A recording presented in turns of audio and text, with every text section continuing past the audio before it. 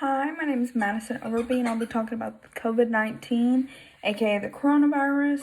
So, what's really interesting about this coronavirus is that it's affecting everybody. It doesn't matter what race, economic status, it doesn't matter what your health is, it doesn't matter what gender you are or how old you are, you're going to be affected. Some are affected more than most disease-wise, and some are affected more than most when it comes to the economy, because a lot of people are out of a job, or their hours are being cut, or their businesses are being shut down completely with everything going on, and a lot of people are having to close their doors. That's why I like how Trump's doing the CARES Act, and then there's the Payment Protection Program that's going on, the SBA is putting out.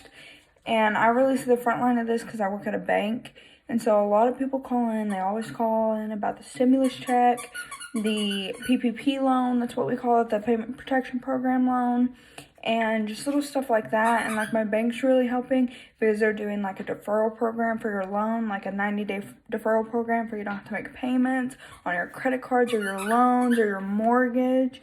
And it's just really interesting about how the U.S. is in a crisis right now, and a lot of people, a lot of big businesses, like you can tell who's are the good guys in this situation because they're going above and beyond to taking care of their customers. They're not money hungry.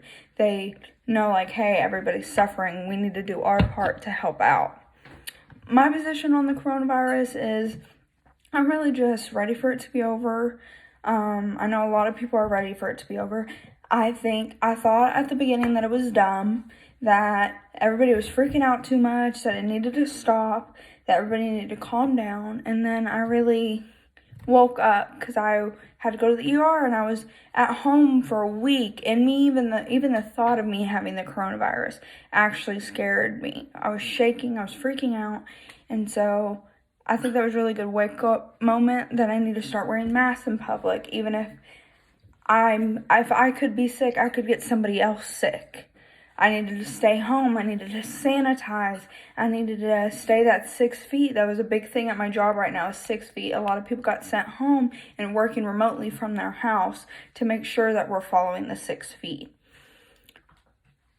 The main issues with coronavirus right now is, number one, the health. I think that's the most important thing, that people that are more at risk, like the older people, and the younger people living in these older people's households are going to see these older people's, like grandparents and parents, like their health is number one priority. They need to stay inside. The younger people in there need to stay inside. They need to stay 6 feet. They need to make sure they're doing the proper sanitation and they're making sure that they're healthy. They need to make sure that their kids are healthy. They need to watch what they're doing and watch the updates on the coronavirus.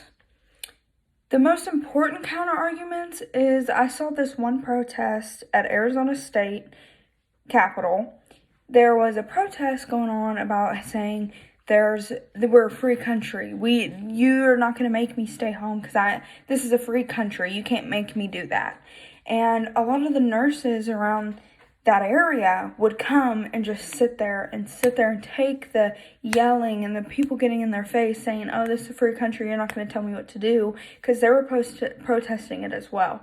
Like, yes, this is a free country, but when we're trying to get the pandemic to calm down and you're not doing the necessary steps, you're still running around, you're not wearing a mask, you're not sanitizing, you're not making sure that you're being healthy and being safe, that's when the government has to step in and be like, all right, everybody, we're shutting down these businesses and we're doing this. The most challenging thing about this project is that everywhere there's resources coming in. Everyone's saying this about the stimulus. Everybody's saying this about Corona. Like, it's really hard to find the real facts. That's why I go to cdc.com or .gov, and they have all the facts. That's the only thing I follow, and IRS.gov when it comes to the stimulus checks and all those things. Because working at a bank, a lot of people call in and say, so-and-so told me I'm not going to get this stimulus check. What's going on? Y'all better give me my money. And it's just a lot of confusion going on because everybody thinks since Texas is slowly opening, everything's open, and it's not. Like, my bank isn't opening for a very long time, and when we do open, it's still going to be like only a certain amount of people can come into the bank, and only a certain amount of people have to be 6 feet apart. Like, it's stuff like that that's still not going to change. And so that's what's challenging, is like getting the information and having everybody know, because a lot of people are thinking, oh, it's not that bad. In reality, it is.